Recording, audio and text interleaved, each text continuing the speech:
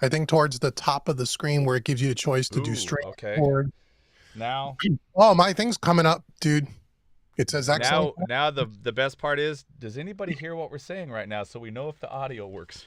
It says I got an excellent connection. We're testing. Live. Luke, I am your father. So on my channel, I see you're welcome to the broadcast. Can you hear me? Okay. Hold on.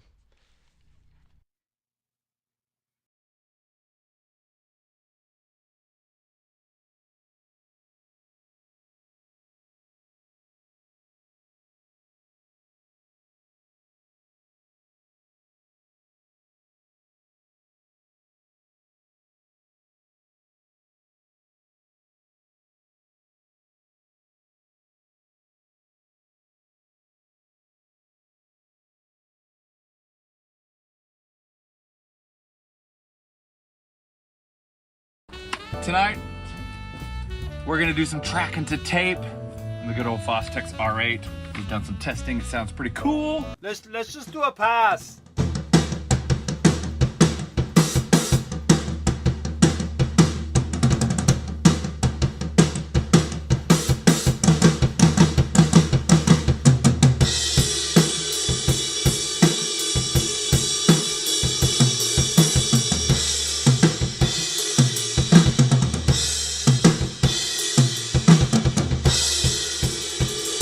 I mean, I literally had no idea how I was gonna get out of that. I thought I had an idea in my head and I couldn't remember it. So the kit, the big old Ludwig classic maples. And we went big this time. 26-inch kick, 13, 16, and the 8x14 classic maple snare. And as you can see, there's moon gel everywhere. I get this in one take. It's way too, I mean, not one take, like right away. It's gonna take a little bit. Because it's pretty. Well, you're pretty close. Busy. Well, we can always do a punch. Yeah. We haven't tried that. Exactly. So we'll try it on a live stream in front of everybody. We don't even know how to use it all.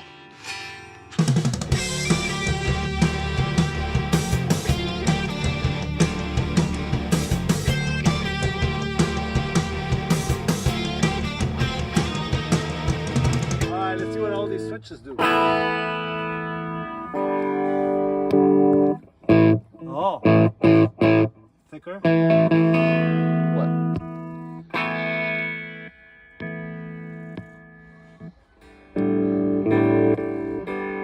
Okay, thicker.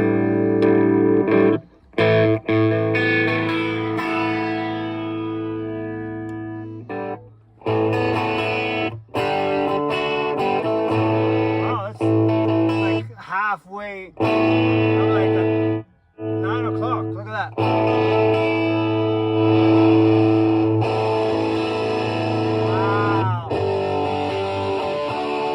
Wow. It's pretty cool. This is pretty cool.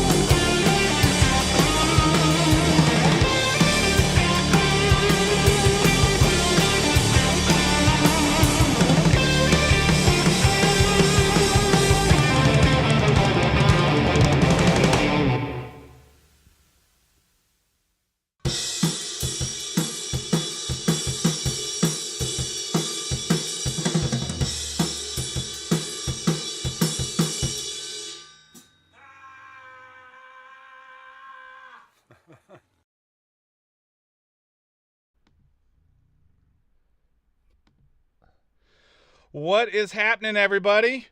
Uh-oh, I got to get David unmuted here. Unmute me. There he is. New software. There I am. New Hello. software. Hello. Okay, Hey, it actually works. Holy Okay, crap. Ernesto's going to do a check. We got a lot of moving parts today, but it's kind of exciting, actually. We got David back in after All the good. mishap earlier, which we're going to kind of go over. So, before we get into it, Dave, we got a lot of stuff to talk about. We do. We'll be here for a long time. On the February 5th show that we were supposed to have with you, we once again were having an OBS and Zoom issue. And for a lot of you that follow the channel, especially some of the longer live streams, know that we've had OBS issues with crackling and all this, and we have narrowed it down to OBS being the issue. And on the 5th, we could not get OBS and Zoom. It just, wasn't having it. We tried to stream out to David's channel that day. We're like, okay, backup plan. We're going to go right to David's channel. Because our switch, our ATEM, was one of the older ones, it doesn't do the frame rates that Ecamm Live, Restream Studio, and the other software-based streaming apps want. So we couldn't even do that. Right. So that day, Ernesto and I, that night, we put the old stuff up for sale, ordered one of the new constellations, got it installed, tested it just this past Friday, and today is officially the first stream that is the Constellation, the new Switch software, or the new Constellation, the new switcher, which I'm going to do a video on soon, this whole setup, because if you could see what's to the right of me, it's like just a wall of screens. And Ecamm, which I'm ridiculously excited about. If you saw the Roswell virtual showroom the other day, that was the new switch, but we were doing one last push to OBS, just in case something went wrong. We knew what to fix on that end of things. But today, it's all Ecamm, new switch software, and this is something that actually I got a lot of help from David, because you're an Ecamm guy, right? I am, yeah, about 8 months in, because I was having the same issues you used to have. So I found Ecamm, and I've liked it, and I've been kind of pitching it to you for the last 6 months, and you finally pulled the trigger. Are you recording the broadcast? It should be. Okay, excellent. If it's automatic, we'll find out. Yeah, so there are some, we're kind of learning this thing, so there could be a glitch here or there. The crazy thing is I'm actually controlling our entire video rig right now with screen sharing with this laptop via one Ethernet cable, which is making it a little bit more possible to make this happen. Wow. Yeah, there's a lot of screens around us. It's almost like one of those futuristic movies. But David, I appreciate your help with all this. This has been... Oh, no, you're very welcome. And we're doing even another test, which is people have realized it now that we're actually streaming, or Charlie's actually streaming to both YouTube channels at the same time, Ultimate Studios and Mixing Music Analog. And people are saying there's about a 12-second delay. And the only reason why that is because we learned when Charlie went live on my end, and they must do this for security reasons, I had to allow you to go live. So I clicked the button about 10 seconds later than you did, and that's why there's a little bit of a sync difference. So for people watching, just pick one, just watch it on one of the channels. You don't have to watch us on both channels, obviously. Or watch it on both, and we're going to tell you that we're using a new tape delay that we... That's right. But that's pretty cool that you can stream out to multiple places at the same time, not only your own channels, but you can do this kind of a thing, which is kind of cool.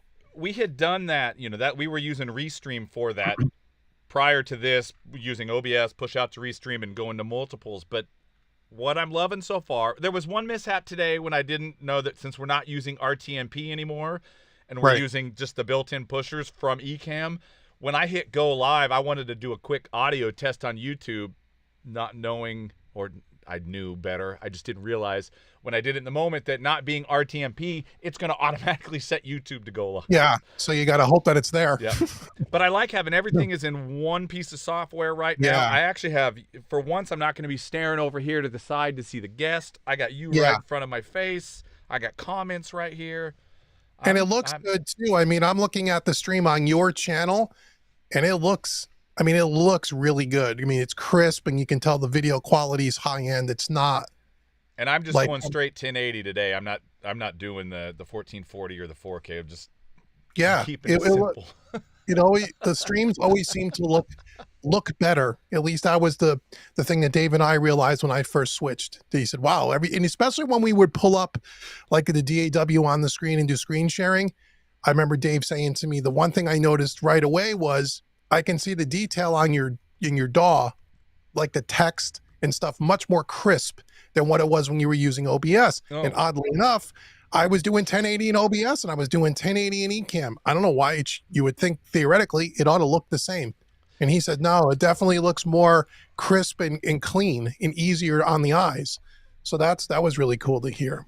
Yeah, we did last Friday night. We did tests with Ecamm, with straight OBS to YouTube, and pushing out to Restream Studio, going out. And we took screenshots of each one to make sure that it was not going to look bad. And Ecamm actually looked great. Straight OBS to YouTube also looked good, but going through Restream Studio, not just using Restream as an RTMP server, going through Restream Studio, it looked like 1080 was 720.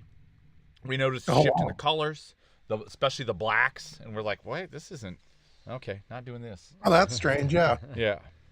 No, I'm happy to be this way. It's cool. This is a great test today. I'm glad we're doing it with you. I mean, we got so much gear to talk about. Yeah. I'm asking, I know some of the stuff you have, and I'm going to ask you for a loan at the end of this. I know what you've got. My interest rates are better than the banks, I can tell you that. Yeah. So just so everyone knows, if there is if you hear any issues at all with the audio, with the video, please hit the comments and just let us know, because I'm keeping notes of this. This is a giant first time out with all of this stuff. So if there's problems, let us know, because then I know what I can try to fix later. Having said that, Dave, you spent how much money on that Trinnov system? I'm going right there. We're going right to this. You don't want to start small. You want to go right to the big one. Well, the Trinnov was when you get the Trinnov and then you have to have the microphone. It was just shy of $6,000 US dollars. And you were already using the SonarWorks, right? I was. So yeah, the way that kind of happened was I wasn't always using SonarWorks. As we started to, when we started to build out the room, and the more stuff we started putting in, and we kept adding racks and layer of racks, and there was more stuff, more screens, more video equipment, and this room started to get filled with a lot of stuff in order to do what we've been talking about, what we're doing. And I noticed, I started to notice that the mixes didn't sound the same to me. Something didn't sound right to me, and I was having a hard time getting things to translate the way I was always did. And so I said, let me try. I had SonarWorks laying around for a year. I just never installed it. They gave it to me as a demo thing or something. So let me just try it. And I tried it. I was really impressed with it. And I used it for a few weeks. And I was starting to get my ears acclimated. And I found that, oh, okay, now things are translating out of the studio a little bit better than what they were. So my theory was, I'm adding all this stuff in the room. Obviously, it's going to change the way the room sounds. And because of all the gear that we need to have in here, and I have the acoustic treatment. You couldn't put more acoustic treatment in this room if you wanted to.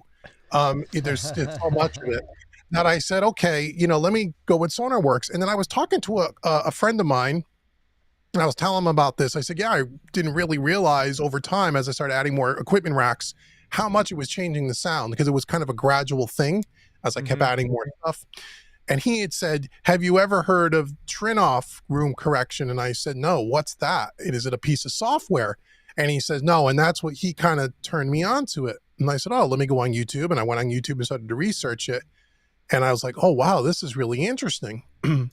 So, after watching a few videos and going, okay, let's see what this thing costs. And then I got on Vintage King and I saw what it cost. And I said, holy crap, SonarWorks was $300, and this is $6,000, and it's so $499, Five's a little more, but no, it's like thousands more.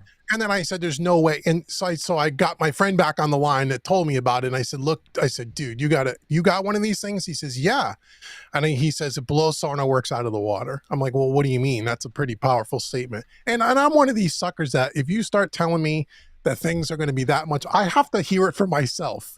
Of course. So right. I said, right. I'm one of the, I can't, as you know, we talked about this before, with all the YouTube stuff and all the bad information on there, I'm not one of these. I don't want someone to tell me that it's different. I want to hear it. So I said, but I'm not spending $6,000, man, without a way to return the thing. So I got a hold of Vintage King, and long story short, he said to me, he goes, we sell these all the time. He goes, no one's ever returned one. I'll give you 30 days. You send it back, full refund if you want to try it. Good enough. Here's my Vintage King card. Let me try it. I'm up for a challenge. You know? So I get it in the studio. We do the unboxing, and then I started to work with it. And I did a whole video if anyone's interested. It's on the YouTube. It's on the Mixing Music Analog channel. You have two videos for that, right? Or is it just the one?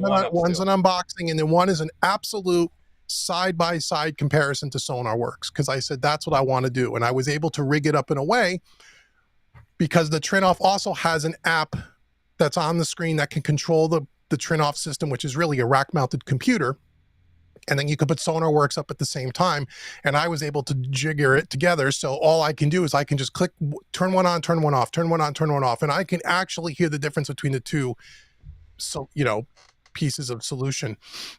And and I did a whole video, and I walked everyone through exactly what the differences are.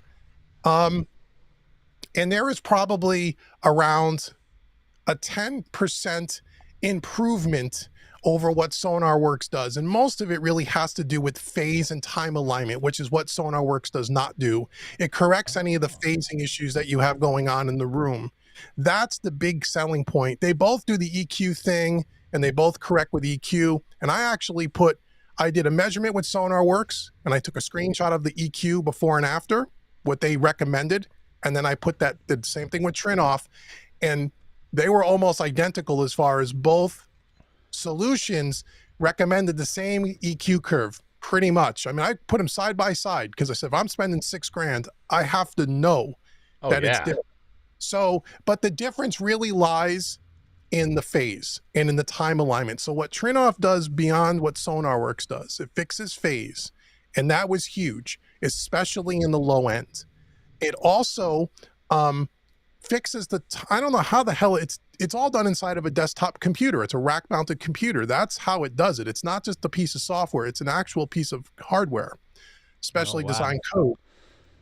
But what it does is it measures, because the microphone that you use has 4 capsules on it. It's not a single microphone like a typical measurement mic. It's 4 little capsules on it. And when you put it in the mix position, it can measure the time that the left speaker sound hits the first capsule and the right speaker, and then the time it takes to hit the second capsule and third capsule. And it does some kind of voodoo to make that time alignment so it hits you right at the same exact part. It's really strange. I mean, it's really unbelievable. And all that means is, in the end, what it really does is it fixes the low end, it tightens it and focuses it. And it almost, with SonarWorks, when you listen to a reference track, it almost seems like there's a little more of a smearing effect. You know what I mean? Like a phase kind of a thing. With Trinnov, it's like as clear as a bell. And it's just a weird thing. And so I did a whole video on it, and I walked everybody through exactly what I was hearing, and I tried to describe it in as much detail as possible. I watched the first one. I haven't had a chance to watch the second one yet. Yeah, but I was, is 10% really enough to justify the cost, or is the time alignment that you mentioned that SonarWorks does not have, did that make the majority of that 10% difference? Yes. Because in Trinnov, you can turn off what you can't do in SonarWorks. You turn it on, turn it off, because it's basically just EQ, right? Trinnov, you could turn off the EQ portion of the correction. You could turn off the phase portion of the correction. You could turn off the time alignment portion of the correction, so you can listen to them all independently. So that's how I know that it was mostly in the phase and in the time alignment, because as soon as I turned those off, it sounded much closer to SonarWorks. The other thing that it does is it also can measure the height of your speakers and the distance away from you. It's actually unbelievable how accurate it is to make sure you're sitting in that perfect triangle. Even though I've spent, probably like everybody else, 3 hours with a tape measure when I first set up my speakers to make sure it was perfect, and you think it's perfect, it measures it down to the millimeter. Yeah, that's crazy. I just redid my entire back wall which is all now 9.5 inches thick, almost the whole back wall except where the door is, and the Here's super the other chunk in the thing- corner. Here's And the it other made thing a is, huge difference in my low end. yeah, here's But- another thing it does, which is kind of really, which I don't use, but someone like yourself probably would in your kind of a situation. You can have a bunch of presets. So I took measurements in the mix position because obviously that's where you would take it. But then you can also on, let's say, the couch in the back of the room, Right. you can take a measurement from back there and switch a preset, and it totally changes the algorithm. So no matter where you're sitting in the room, the mix sounds identical, Oh wow. which is That really is- that- weird. It's That's a one weird thing we saw phenomenon. at Vintage King with the Craig. Oh man, I can't believe I'm spacing his name right now. But with the what speakers were those? Yeah, the generic ones. Yes, and they had the same thing where they had different, positions set up for the mix, which is pretty interesting. Yeah, It's it's just- really is it- weird. So did you keep it then? Because I haven't seen Yeah, the second I have video, it. so you decided to keep it? Yeah. Well, here's the thing. I mean, once you mix with it, and then if you switch back, you go, so here, people say, is it worth again, here's what I tell people. People say, is it worth $6,000? Well, they said the same thing. Is my console worth $55,000? Right. Is it $55,000 better than plugins? Here's the thing. Once all I do for a living is mix. So, pardon me. So I want the absolute cleanest, most accurate thing that I can get. And if that's $6,000, I did about 10 mixes with it so far, maybe 12. And the mixes do come together even faster now. No longer do I need to check my thing on 5 different sets of speakers. So here was the other thing that I did on this is once I got used to it, I now started putting stuff on my phone again, running it out to the car, going through that whole thing to get my ears wrapped around. Is this thing really translating? And it is absolutely spot on. No more do I go to the car and I go, oh, it's a little bit more little low mid boomy. It's exactly what I think it sounds like is exactly what it sounds like. And the only thing I can attribute that to is because now you're hearing things, even if it's 10 or 15% more accurate than what I was maybe hearing in the past. Well, the low end is probably a huge deal. I mean, because if Also, there's in any the phase even issues in the down there, upper it's mid. not just the low end that's messing up what you're hearing. Exactly. That's messing up quite a bit of the top as well, because it just gets so smeared that your low mids become a giant mess. So yeah, that I could see how that would make a huge difference. And what I also noticed too is I was, and in the second video I said it, the low end's about 10%, 5 or 10% different. But what I even said in the video was where I really heard the most difference was in the upper mids and especially in the lead vocal.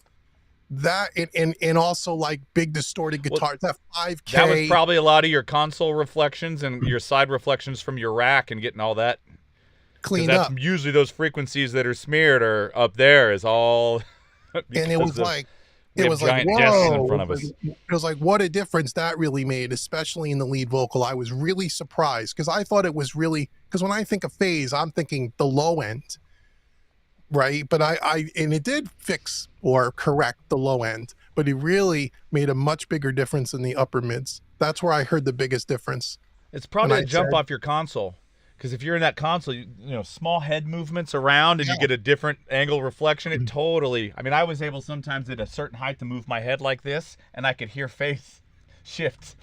Yeah, it was really weird. crazy.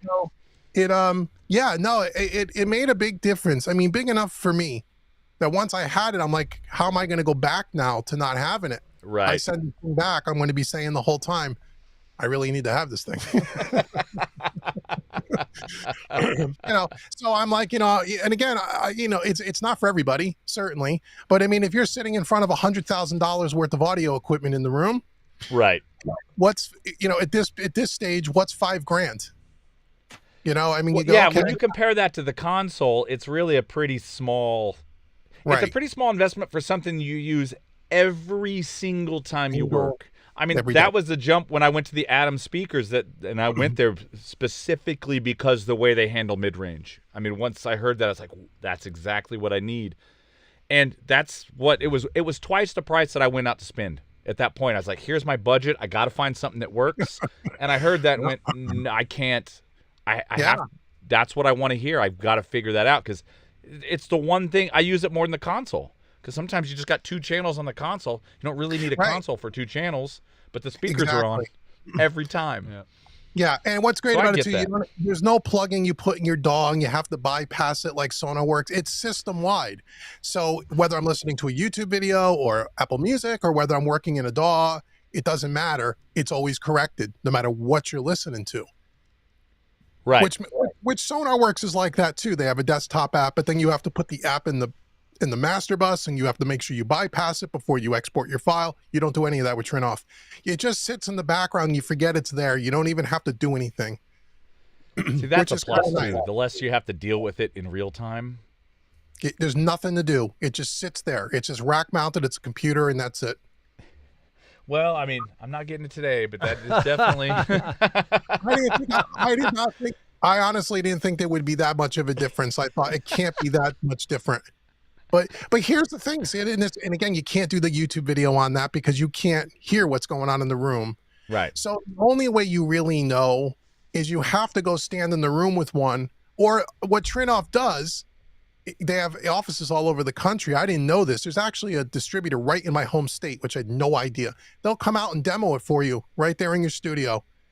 You like it? Give them the credit card. You don't like it? They pack it up and take it away and they'll do it for free.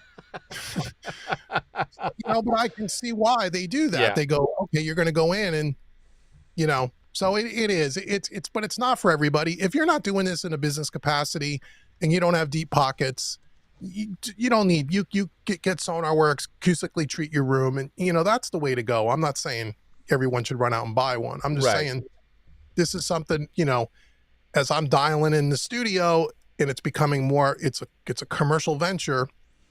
I want every advantage I can get. Oh, of course. I come from the get it as right as you can in the room before doing that. I know I have a couple of friends that didn't even bother doing anything to their rooms really because they just went right to their SonarWorks, of course, and went right to that, and it didn't quite work out the way they thought it was going to. Yeah. And this is so much better. I don't even need to spend money on the acoustic treatment, and then they Not true. had basically the same issues, just in a kind of different angle, Right. And Trinnov will tell you that too. They say you can do it in an untreated room and it will do something, but you're not really getting the benefit out of what you're spending. You really need to treat the room just like you normally would. And then Right. this kind of puts that, if there's anything in the room that you can't fix based on your limitations and your space problems and things that are out of your control, this will help dial in the room even more. Right. Yeah. They're asking here if it works for 5.1 and all the surround stuff.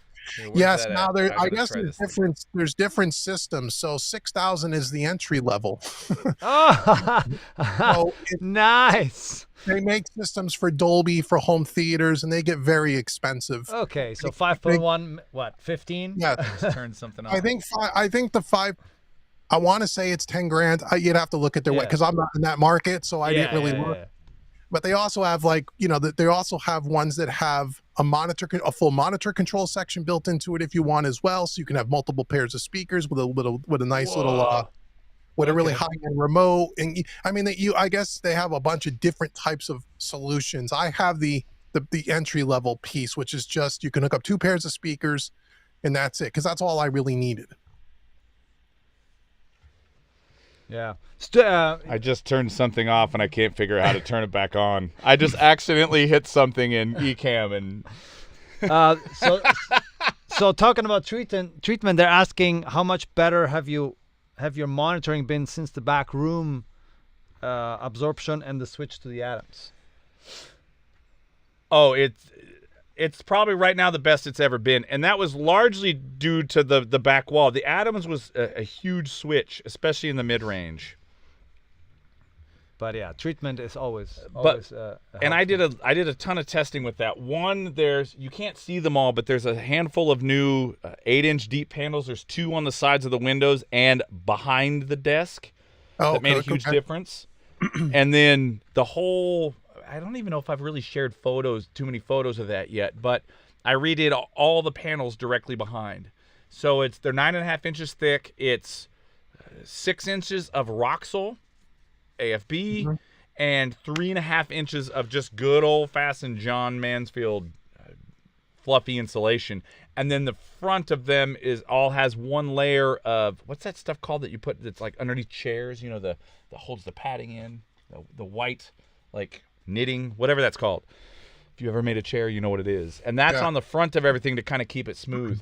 And the second that stuff went up, and then we did a tweak on where the sub was and the volume of it, this room is completely different. You could used to be able to sit on the back couch, which is not always, I don't have the Trinnov, so I'm not tuning the room for the back couch. Right, but if you sat in the middle, your head kind of rattled because of the low end. If you went 1 foot to the right or left, there was almost none. And then if you sat on the edge of the couches, it actually was pretty good. And I don't have a giant couch back here. Now, with that whole wall done like that, the couch, wherever you sit back there, though not the same as this position right here, is even. It doesn't change from the middle to the edges. That's so good. I've learned that now, so I can go back and sit on the couch and know what I'm listening for. Right. And then I also walk in the front room a lot. But I think now I'm at a place that I can actually take advantage of what the Atoms are giving me. At least that's how I feel. Yeah, a lot of times people spend a lot of money on monitors, and again, they forget about the room. And you could put really high-end monitors in a room that's not treated, and you're not going to hear it right. And that's, that's true. I mean, so I would always tell everyone, start, and I've always said this long before I had a Trinnov, start with the acoustic treatment in the room. Start there spend your money there and buy a lesser quality monitor if that's all you can afford until you can afford a better set. Because you could put ATCs in your room and spend $25,000, and if the room doesn't sound right, those ATCs aren't going to help you either. Right. Because once you get beyond the, $1,500, $2,000 a speaker, once you're in that game, no matter who you buy, you're getting a high quality monitor that if it's in the right room, it's going to sound right and it's going to be accurate. I did 15 years at least with those Yamahas, or we had the 8s, and then there was variations of the 50s. So even those are not expensive monitors. And once you get to know them, well, that's it too. And your room, there's a lot you could do without the rest.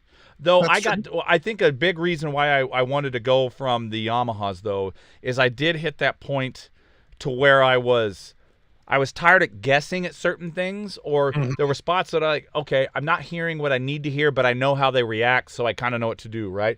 And I was kind of tired of that. I wanted I wanted to have all the information I could that was right, so I could start making better choices.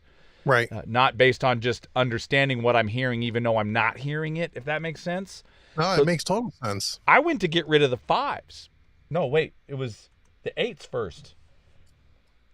Yeah, so I wanted to get rid of the 8s and keep the 5s. But when we went to Vintage King and a couple other friends, Barry Rudolph had some stuff, and I checked out the Callies for a minute. I actually had a pair for a day and sold them. But we noticed one thing, that all the mixes were translating that were done on the 8s really well. So I'm like, okay, that'd be dumb. So then started going back between the 5s, going, okay, well, wait a second. Let's just find a set of speakers that would complement with the 8s. Right. Adam was not on my list. We were at Vintage King. We had a list of whatever they had there, and we were going through them, and the guy accidentally turned the wrong thing on. And he's like, oh, wait, that's wrong. Wait a second. What speaker is that? And he goes, oh, those are the Adam. I'm like, that's it. I'm hearing what I want to hear. Which model is that? Is that the A7X? I don't even have the new ones with all the fancy. Yeah, okay. You have the A7X. I got them right before they released all that stuff. Yeah. But I'm fine. I actually like them a lot. And then I was going to use them as, okay, I can work all day on these because the Yamahas wore my ears out. The high end is just unbelievably in your face. And as the months went on, I found myself not turning the Yamahas on very much, and I was really getting used to it. I'm like, okay, I'm going to go to one set of speakers. Right. And I'm just going to get it down. And then once I did that, then I ordered one of the subs. So I had the whole system, and then there's that whole thing. I mean, I'll bet that thing has been placed at 87 different places, like inches at a time, volume adjustments a dB at a time, that. And then we got that set, and then I did the back wall and everything, and all of a sudden I went, ooh, now I'm hearing what I want to hear. Yeah. Right. And that makes a big difference, man. Once you get it dialed in, then you go, well, how can I go backwards now? That's how I was supposed to go. Okay, now that I can hear it right and I know it translates, and I'm ready to Yep. sell off all my other speakers because I have 5 sets of speakers I would check everything on. Now I Yep. just check them on my focals, and I have a little, Bluetooth mono speaker and that's it. All my other shit is going to eventually get sold because I don't need to do it anymore. I don't need to switch them on 3 or 4 different sets of speakers now. Right. I know between the focals and my, which have the sub, and then the Bluetooth speaker, and then my headphones, done. If it sounds balanced there, I know it's right because I've been out to my car, the wife's car. I've been everywhere with this thing on my phone, playing it everywhere to make sure that I'm not just being fooled by this piece of equipment, that it's really doing what I think it's doing. And it is. And like I said in the video, if it wasn't, I would have put it right back in the box and would have sent it back. Right. I mean, I told Vintage King that, and I said it in the video. It wasn't a sponsored video because people ask, oh, they sent you a Trinnov. Believe me, I'll show you the bill. $5,800. They didn't send me a Trinnov. Yeah, I know that was not a sponsored video. No. It's you did that just because well, you wanted to improve your situation and then maybe enlighten some other people. Yeah, and I just said, and I'm going to tell, because people, there's nobody. Here's the other thing about Trinnov too. Like when you look on YouTube, almost all the videos are done by the Trinnov, team, the Trinnov company, and they're talking to, some high level engineers that have the system. So of course they're going to say everything is great. Right. I mean, they're not going to put up a video that says that it doesn't really sound that great, ain't worth the money. Yeah, I didn't like it, and yeah, Trinnov's never going to put that out. Right. So I wanted to know for myself. So I think I'm probably, if not the only one, certainly one of the only ones that actually went out, bought it, and then told you what I really thought. I think. All right, I want to use. Is there a question somewhere? Because I want to use this new feature that I can pull in the questions into the stream. Because I've turned the background image off, and I can't figure out how to turn it back on. Oh, yeah, so you can put the comment on the screen, right? Yeah, it's still running on both channels. At least it looks like it is on this side. I wish I could figure out how to get my background image back on. Because it says it's on, but I accidentally just haphazardly have my hand laying on the trackpad, and you may have to look in your little overlays panel. You may have hit the little. It says it's on. Oops. Yeah. Okay, if that's the worst thing that happens today, we're doing okay. We're doing the okay. Black background. It's boring, but you know what? You can still see all of us. Right. You can see and hear everybody. And it's also interesting looking at the iMac over here is a 2019 with the, is that a 5K screen? It's 5K screen, right? Yeah. And have that on a 2012 laptop, and I'm trying to see everything. And it's either really, really tiny, or I have it, they do scaling in the screen sharing, which is great, but I have to zoom all over the page to get everything. Yeah. Right. Okay, so black background it is for now. At least we're all there. That's okay. Looks good. Okay, come on. I want a question. I want to use this. Damn it, this is new. I want to use Somebody it. ask a question so you can put it on the screen. I gotta scroll. Yeah, it's Marco says, don't turn it back, bro. David looks weird with Ernesto's arms. My OCD was killing me. Yeah, because I accidentally turned on the camera to be in the background. I don't know what I heard. Okay. You got some other new gear. You got a pair of 542s now, right? I do, yeah. So Yep. is that the only tape emulators you have? Is that your first set? I should phrase that question better. Yeah, I used to have a pair many years ago when I was working all in the box and didn't have any other hardware, and for some reason I sold them.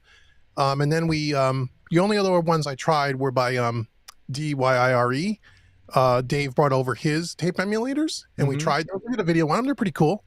But I remember liking the Neves. I bought the Neves, and I think the Neves blow that other thing out of the water. They're not even See, close. I don't.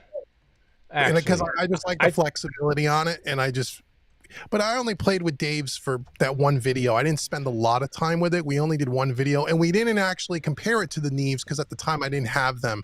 So I think we're going to do a video at one point where he's going to bring them back up, and we're going to put them side by side against the 542. If you compare them, if you try to do apples to apples, you're barking up the wrong tree. You got it. The 15 IPS.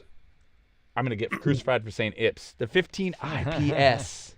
I'm calling it the IPS, man.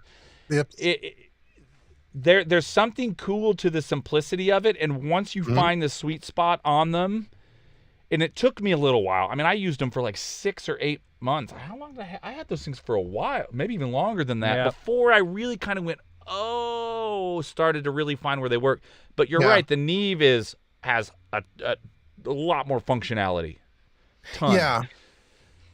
But give And I the give the like where they 15 IPS a fair chance. I'm just gonna say it until people accept it that I'm saying IPS. Yeah. Give it a fair chance and find out how it works, because it is a fantastic tool. And I also found that sometimes when I had it set to do what it did to me control wise, I didn't necessarily hear the difference. It wasn't adding any bottom. It wasn't doing anything else. It was just containment in a way that I really liked better than compression, which sometimes can be disappointing because you get a piece of gear, you want to put it on, you want to, hey, this should make it sound better, But sometimes it's not obvious. But back to the 542s. What are you using them on? Where's the application? Right now they're on the master bus. For the 5 or 6 mixes I've done with them, I've patched them in on the master bus right after the SSL Fusion. So I go from the Fusion into the 542s. So and are then you back out to the Fusion? You just got one of those, Yeah. right? Does that also has some saturation on it? Yeah, right? yeah, yeah. It has some density. Yeah, it has a thing, vintage right? drive circuit in it. It does. It has a transformer circuit in it. So I have it all in. I mean, I got everything activated, but I don't hit the Fusion very hard, and I don't hit the 542s. I know where the sweet spot on the 542 is, and I kind of set it and forget it and push the console into it a little bit. You know what I mean? That's how I have them also. Yeah. And then I just flip between the red circuit and the blue circuit. I always start on the red because I just tend to like that, but every now and again it's a little bit too much gas in the tank, so I'll go to the blue. And then that's how I have it. And then on the Fusion, I'm using the vintage drive, but it's almost all the way down. It's not hitting it very hard. Because after that, I'm now hitting another master bus EQ, which I'm sure we'll talk about. So I got saturation happening in a lot of different places. So I'm just hitting it every one of the places. I'm hitting it pretty conservatively because that's just typically my thing. I don't overcook any one stage of it. Right. Yeah, if you turn my master chain off, my master mix bus chain, it's not a huge, the mix doesn't like drastically fall apart or change. Yeah, mine either. And I have the, what's my order? I have my 542s after my C1, but before my ultraviolet. Mm-hmm. And then I'm like you, I almost never use the blue circuit because I find that when you have the lower, if you're using a lower amount of saturation, there is already a low bump that is in the circuit of the 542s, which almost usually is enough for me. But picking between the red circuit and sometimes the top end of the ultraviolet gives you two different ways of doing it, and occasionally it's all on. Sometimes I Joe Barisi it. Everything is on. I start with everything on, and then I'll start turning things off if I need to. But typically, I like to keep them on and just do it conservatively. It just kind of that's a good question. So on your mix bus, you start with you mix into it from the beginning of the mix, right? Is that the way you're doing it? Absolutely. Always did. And then take stuff off as you go, or do you just, as you get in through a mix, do you kind of sometimes just turn things on and off, like different features on and off just to see what helps? Yes. Yeah. So either I could take it all out at the console level if you wanted to, all the insert points, or I could go over to the gear and turn off specific parts of the gear. So you're actually using the inserts on your master channel of the console? Yes. Interesting. That's how I'm doing don't. I run my output, though. So my master fader is a push into it all instead of being on the you can do it that way too. Yeah, I do it on the insert point, and I just push, I go from the channels to the buses and then push into it that way. And then it ends up coming back out of all that shit back into the to the bus compressor on the console and then to the print track. But even are you printing back into the same computer, or are you running a separate print? No, it's on the same computer. And that's all through your quantums, right? Yeah, it's all through my quantums. Yeah. And it works fine. There's no latency. I'm running the M1 Mac Mini, the M1 chip. There's no latency. There's no lag. It just works seamlessly, which is pretty surprising, but it works. It works perfectly. They're working on new ones of those, aren't they? They already have them. The M2 chip. No, the quantums.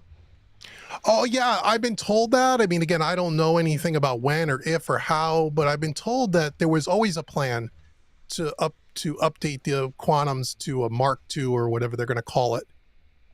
But that happened all right around when COVID hit, and then all the shortages and everything. And I'm sure that put a kibosh They on a probably lot got of that stuck stuff. in it the way everybody else did. Yeah. Yeah, so that's when all that kind of happened, right as COVID was coming online. So yeah, but that's where my 542s are, and I love them. I'm trying to look through the comments here. I saw one that I wanted to answer. Oh, here's a question about acoustic treatment. What do you guys think about the GIK stackable bass traps? I don't know those. I've never used them. I know Barry Rudolph has a bunch of those. I mean, I don't know if it's that specific one, but I know he has a lot of GIK stuff, and he always tells me he loves it. It works really well. I personally haven't used any of it, so I mean, they make good stuff. So, and I know people that have it, so I would, if you get something from them, I think it would be good. Yeah, because some people, going back to the tape simulators, were commenting about the burls compared to the Neve ones. I've never used the burl. And the burl is about... I don't know. I've heard of them. I've never used burl stuff, but I know people that have different burl converters and stuff, and I've never heard anyone say a bad thing about them. No, they're me either. intentionally very colored, and they're going to be very colored, and that's kind of one of the reasons why you buy them. But I've never used them. Yeah, me either. And they're a bit for my price range on a lot of things. Yeah, they're a little pricey as well. Yeah, they are. They're up well, there. Apparently the tape simulator is $2.5K. The B2 Bomber? Yeah. But isn't the Bomber? I mean, I don't know that line very well, but I thought the Bomber was actually I/O. It is. That converters? I think it's like a converter, but it has it has transformers in it. Yeah. Yeah, it has some kind of other additional feature for that type emulation kind of a thing. Right. I like kind of. I mean, that's why I was asking you kind of how you're using yours, because I something I've been getting into a lot more. I mean, not like really deep diving it now, and I'm probably going to build a couple more of the DIYs, because I also have the Royal Blues as well as the 15 IPS. And there's another company from England, not the HRK stuff. There's another one. I'll remember it in a second. But I've been using a lot more of my saturation as my compression control. So I have, the Sound Sculptors, which are a very different thing than the DIY or the Neve. I don't really know how to explain them. It's so different. But I run a lot of those now when I'm mixing in my groups of everything. And I do the same thing. I have a cheap-ass tube mic pre that I run the guitars through a lot. It sounds great. The ART, right? The TPS2. Don't sleep on those. They're great. But don't drive the prices up either. I've noticed that I've started using a lot more of that, so I can, my compression has become a lot less of how I try to contain something anymore, and a lot more of I need an attitude, or I want a color, or I want something like that. And I use the saturation not to try to bloat everything all the time, but just in like a drum kit, if you get it on the right things, it makes the whole kit set together. Right. Like I may have it on kick and snare and hit it a little bit, but then I may go to the Royal Blues for the mix bus after my compressors. Right. And it just, and I don't know, I found that, and maybe that's because we've been tracking to tape quite a bit lately and hearing what it's doing to the transients, even though it's not a Studer, that has made me even go down that road more on the normal everyday digital side of recording stuff. And I've even been hitting my console harder again on the recording side. Drums if I'm running into the Lundaus, I'm almost always in the red on the inputs. It's just, sometimes a little smoke comes out.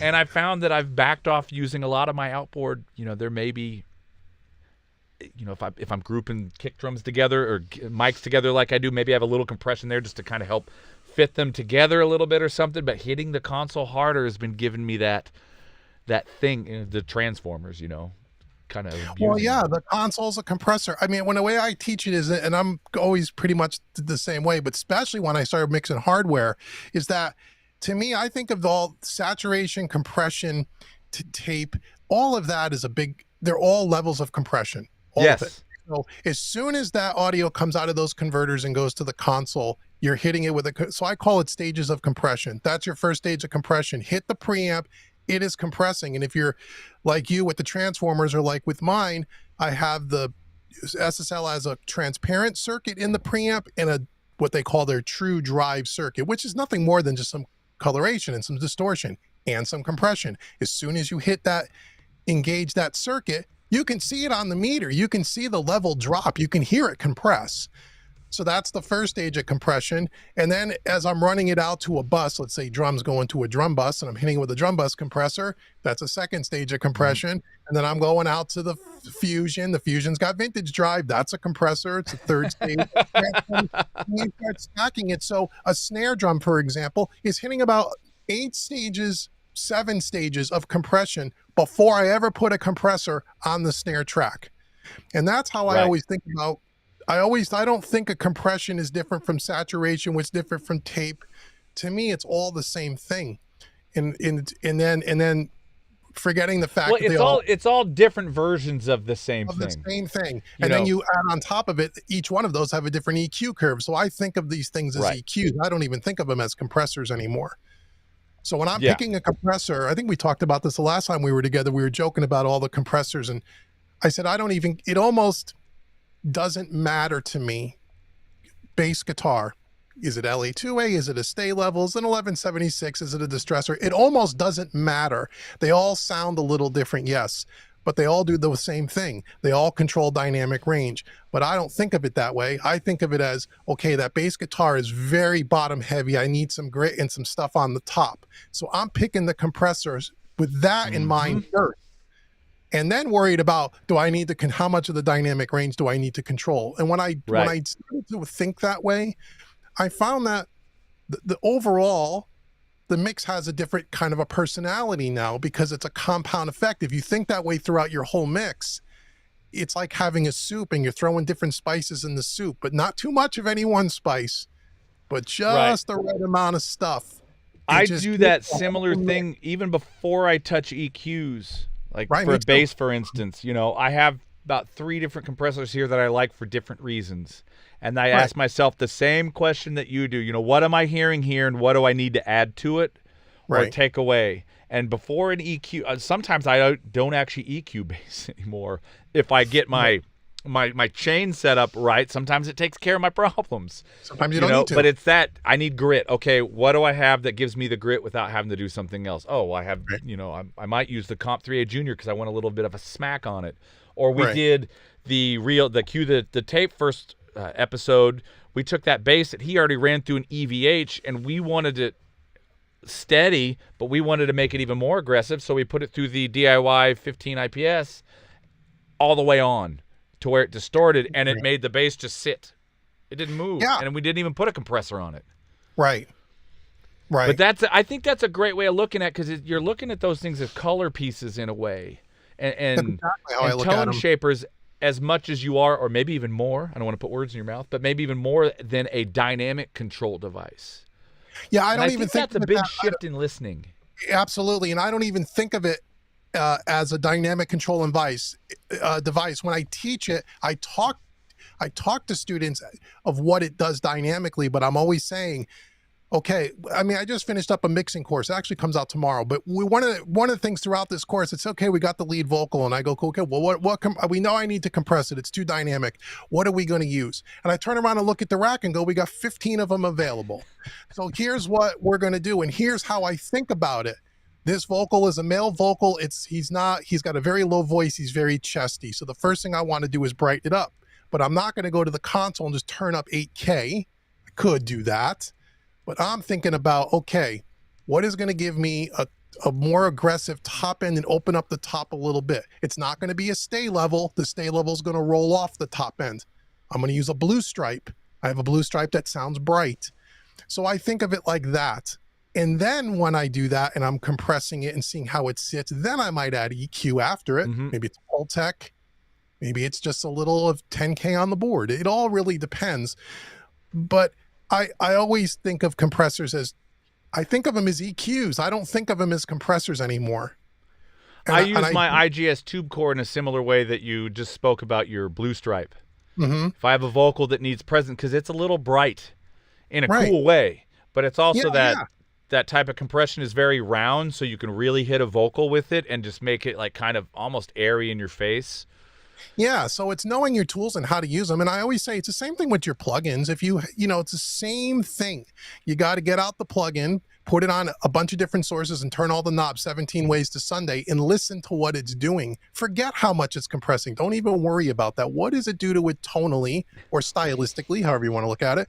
And then start thinking about that when you pick the pieces that you're going to use. And that's why as now I start filling out the studio with, I have limited rack space now. So it's like, okay, I got to be very selective. Like if I'm going to buy another compressor, it has to do something different than everything else we already got.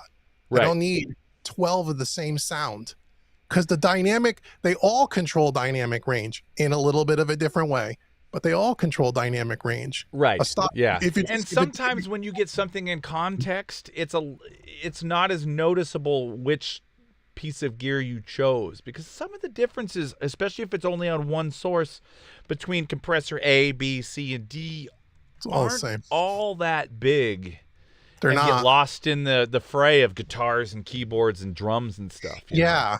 Yeah. So I think a lot of times people get too hung up on listening to the little subtle differences and this one's better than that. And it's like, they're all the same, man. You could give me the same, it doesn't matter. I'll make it sound the way I want it to sound.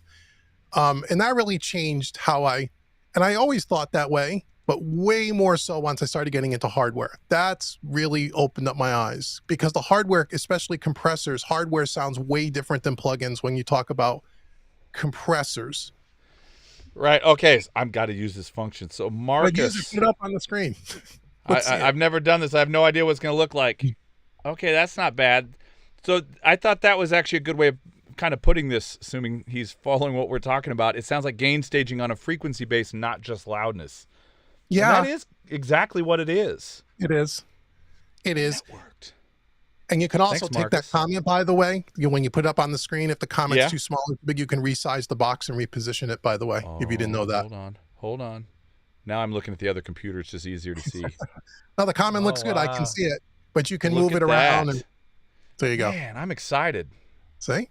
Finally. That's the first one. There you Okay, I'm go. done. I'm ready to go to Chipotle. There you go. Now I got to turn it off, though. There we are.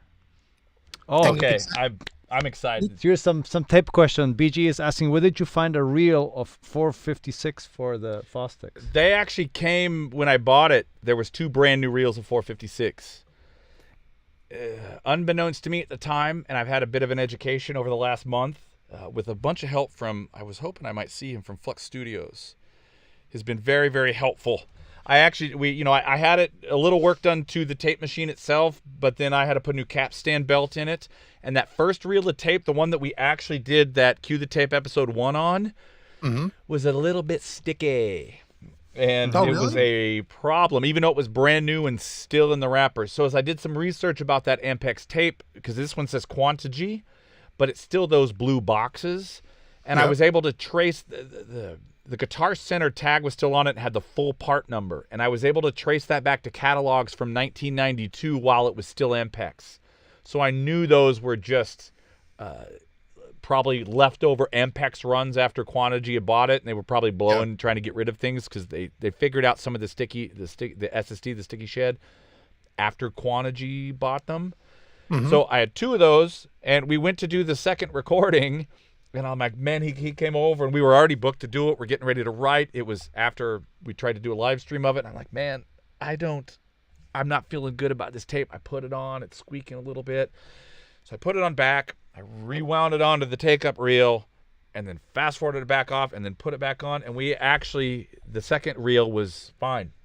It was reacting, perfectly. Speed was good. Everything was that. So I didn't actually find that. You can still find those on eBay, but from what I have learned over the last month and what I have read, you're probably not wanting go the Ampex route of that 456, or the early Quantity versions of that. The Red Label Quantity apparently is where they fix some of that. But then there's ATR Magnetics.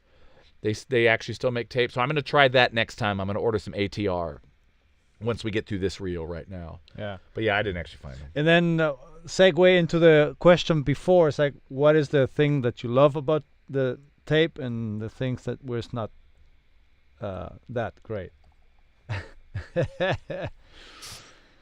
Honestly, so far, I love everything about it. I mean, how many times do I say that when we're ESC? You guys don't know this, but I talk a lot. Well, yeah, you know. I mean, especially when you get David and I together, it's like a chatterbox. We're like two monkeys that you put the quarter into, and we're like, yeah, let's talk. But I tell this to Ernesto as we're doing it, I absolutely love the workflow of it.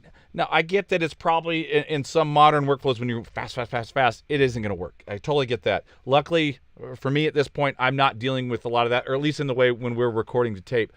I love the process of not having that thing to look at, having a mouse in front of you, and having to rely solely on your ears.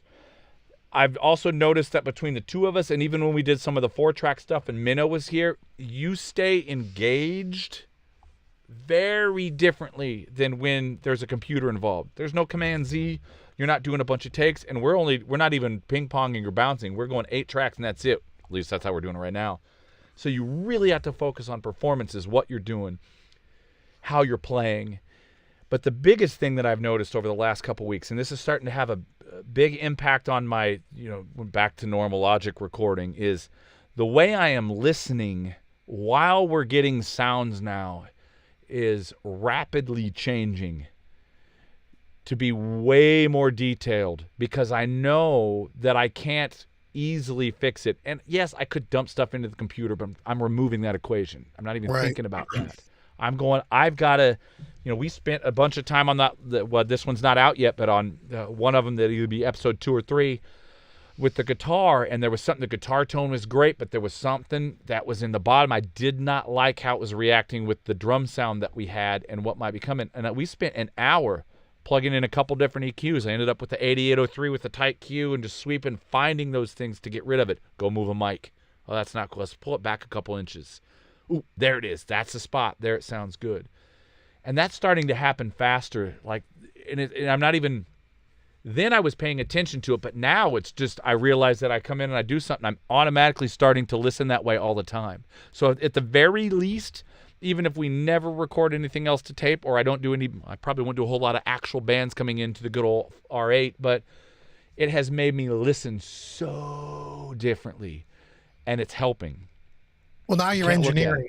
So now everything you just said is what an engineer does. I heard a saying last week, I forget who it was from. I can't take credit for it, but they said, before there was Pro Tools, there was pros. Good one. I thought that was genius. And they were just like, you know who it was? It might have been Steve Lukather. He's a big session. Everyone knows, in the 80s. Sounds they were talking like about something Lukather would say. Yeah, how you go in the studio and you really had to have your shit together. And it's like, we're playing. We're going to run through the charts once, and take 2 is what's on the record 8 out of 10 times. And he said that's just the way it was done. Yep. And he said today, not that there's not fantastic musicians today, of course there is, but he was just making the point that all that digital stuff is wonderful for a lot of reasons that we all know, but it's a crutch in a lot of ways too. And it takes now you have the safety net that you didn't have maybe back, what you're talking about, which is once the guitar tone's on the tape to go back. So let's spend 30 minutes and get the guitar sound right, because once it hits the tape, we're leaving it and we're moving on. And that's a different mindset. Also, that kind of mindset I'm trying to carry into more of my everyday workflow as well. And I'm doing this with a couple of the artists that I'm producing now. It's like, we're not going to do 87 takes of something. We're going to figure out what we like. We're going to go for it. We're going to dial in a sound now. There's no, oh, well, you can fix it later. No, we can fix it now also. So we're going to, because those things also inform your next decision. So, for instance, this episode 2 of Cue the Tape that isn't out yet, we actually did a second live stream of that. And this is probably also what prompted the finally OBS is out of here, because I didn't realize for 20 minutes the aliens had landed in the damn stream. And I was like, I'm done with this. But we had started to dial in. We had a sound for the drums, and we're trying to work, and it was okay. And we got a guitar sound. Actually, there was a guitar sound I really liked, and once that went on, I went, oh my God, these drums don't work with this at all. This isn't what I was hearing in my head. So we went back and re-recorded that, and we started with a particular sound for the bass, the drums, and the guitars. And we did the bass first, actually, and which when the video comes out, you'll understand why, because it was kind of a synth kind of thing, right? So we had the low ends kind of set. We had some of what was in the low mid already set, and we had to dial everything around that. Okay, well, I can't have my kick drum beefy there, so let's make sure we mold the bass drum around it. Okay, the guitars, and we know what the bass sounds like. We know what our drums are. We're putting the guitars on there. Okay, you know what? We need to, oh, that's clashing a little bit. Let's get rid of that now. Let's move the mic. Let's do this. And every decision we made for sound just got stacked on each other. And by the time we got done, we had most of the sounds we wanted. Right, and the mix is done at that point. I mean, then there's not a whole lot of mixing happening after that. Right. It mixes itself as you go. Well, you can be creative then. There's mixing and there's fixing a lot of the times. And this time now when we go to mix, it's like, ooh, what effect might I add to this to make it even cooler, instead of going, man, this bass tone is so not working. What am I going to do? I'm going to, none of that stuff. Yeah. So it's been great for the ears. And I highly recommend anybody, even if you have a DAW that has 5 million tracks available, and I'm sure there's going to be one that has that many tracks soon, if it doesn't already exist. Force yourself to do a recording and go, I only get 8 tracks. Period. Yeah, it's funny. I used one of your videos recently as an example. I don't even know if I told you. When you did I think it was Roswell, where you did Little Wing. You recorded Little Wing? Yeah. Great performance great recording. I think I actually got the multi-tracks from Mike. He had actually sent them to me. I was able to mix it for fun. Great recording, by the way. But anyway, I posted on Facebook, and I said, here's a lesson for all you, because I get this every day. I mean, I get sessions, 130 tracks, 140 tracks. And I'm taking that, and we're going to eliminate about a third of those, because I don't need 17 sets of room mics for the drums to get a good, so I was using the fun stuff. I was using your thing as an example. I said, here's a great example where there's 9 tracks in this session, and it sounds fantastic. I think it was 2 or 3 mics on the drums. It might only have been 2. It was 3. It was a pair of overheads and a kit, that's right. About a foot in front of the kick drum. Yeah, a female vocal and a male vocal track, a bass and a guitar, not rhythm guitar, lead guitar, second solo track, third solo track, 1 track played top to bottom. And I think I posted it on my Facebook page. I just said to all you young producers out there, it says you can't make a fantastic piece of music with 9 tracks. So I said, so when another thing about working analog I really like is I don't care how many tracks are in the session. We're going down to 48 tracks. That's the max I'm going to do. We're going to comp them. We're going to eliminate, because when I get something that has over 100 tracks, 9 times out of 10, 30% of those tracks add nothing to the song. Right. It's because you have the ability to say, well, let's get the guitar track, 5 different amplifiers, 4 sets of microphones, and then we need 3 DI tracks because we want to reamp anything. I was like, can we pick a sound that just sounds right when you record it? How many guitar sounds do you need? This is a classic rock song. We need 2 sounds. And that's that indecision that you get when you don't have a limitation, Right. Because you can record all that stuff, which is cool. Yeah. But then when you go to put it all together, it's like trying to make all of those elements mixed together and sound right is very difficult. Yeah. It's very difficult. So I spend a lot of time in my setup just figuring out what can we eliminate, or can we eliminate half this stuff? I've been doing a lot of that on the recording side lately. And I think I'm going to shoot a video on this in the next couple days, just one of those, my thoughts kind of thing. Because I realized that, and maybe it's because we've been doing more to the 8-track, but a lot of the videos even I've been putting out are a lot of minimal mic'd drums and things like that. And I'm not trying to be like a minimal mic only channel or drummer, but I got thinking about that because someone asked me about it. A friend of mine was giving me some shit for the Chiefs game because he said, were you in there trying to record the crowd with 1 mic and you're going to do a video on how to record a Chiefs crowd with 1 mic? I thought that was hilarious, but if I would have thought of that, I would have done it. But it got me thinking that why I'm doing so much of that lately, and I think a large part of that is for the creative side, it forces you to come up with something with only a few things that ends up usually being somewhat unique to that moment. I saw someone in the comments mentioned a photograph somewhere in there, and that's kind of what I find the minimal thing, because you get it if you dial it in, whether it's a simple guitar thing, like you mentioned, it's only one track of guitar, not 18, and there isn't 27 tracks of drums. That mindset of creativity that those limitations force you into, I'm finding just to be quite fun, for one. And also, I'm coming up with some sounds that I think I would not have come up with had I done one of the gigantic sessions. And every time I put 20 mics on a kit now, I go, what am I doing? I just did last week, I did 4 mics. It sounded fantastic. Now I got 87,000 mics out here, and I got, there's phase here, and you got all these things to worry about. Oh yeah, drums especially, just the phase alone. The more microphones, the more phase problems you have. I mean, it's really that simple. But I've even been doing my guitars. If I have 2 mics on a guitar, I sum them to a bus on the computer, on the console, and I send in 1 track. It's over. Right. And I think also too, then you have that particular session is unique. It's got its own unique personality and sounds. If you want a different sound, just use a different microphone. You don't need to use more microphones. Just use a different microphone. They all sound different. Yep. And that actually, I think, if you go off of that, that will help inform you on if you're looking to buy gear. Oh, I need a new mic for this, or I need a new mic for that. What do I get? There's so many choices. If you get used to using your mics as your first stage of mixing, it's your EQ, it's everything. Then you kind of go, oh man, well, I've been getting this sound lately, but the sound I haven't been able to get that I need is this sound. Okay, well, what is it? Is it a mic pre? Is it a mic? The mic will have way more difference than the mic pre will. So, okay, great. I need to upgrade that mic, or I need to add to my locker mic B that will give me what mic A is not giving me for my vocal, or for my guitar, or for my, kick drum, or whatever it is. Right. And so I think that's a great way of, also learning what you need or to get instead of just buying stuff. For a long time, and I don't know if you were the same way, but in the beginning of my analog days, I would just buy things. Oh, well, that's a compressor. I'll just get that. Or, oh, that's an EQ. I'll just get that. And you get it, and you're kind of, well, that wasn't what I needed. Yeah. But I didn't understand why.